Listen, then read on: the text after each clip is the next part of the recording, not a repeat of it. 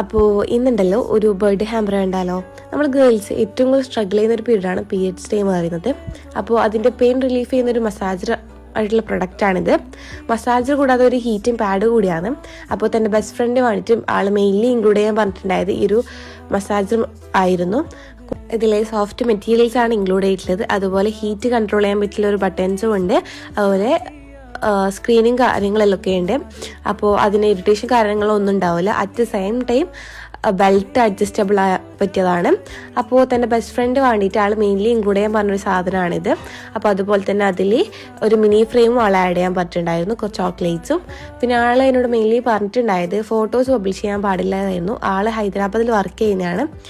അപ്പോൾ അങ്ങനെ ആൾ ഫോട്ടോസ് കാണിക്കാൻ പാടില്ല പറഞ്ഞിട്ടുണ്ടായത് ആൾക്ക് പബ്ലിക്കലി കുറച്ച് ഇഷ്യൂസ് കാര്യങ്ങൾ ഉണ്ടായതുകൊണ്ടാണ്. പക്ഷേ ഇതുപോലെ ഇത്രയും റിസ്ക് എടുത്തിട്ടും ആരും നോക്കാതെ തന്നെ തൻ്റെ ബെസ്റ്റ് ഫ്രണ്ടിന് ഇതുപോലെ ഒരു ഗിഫ്റ്റ് കിട്ടാറുണ്ട്.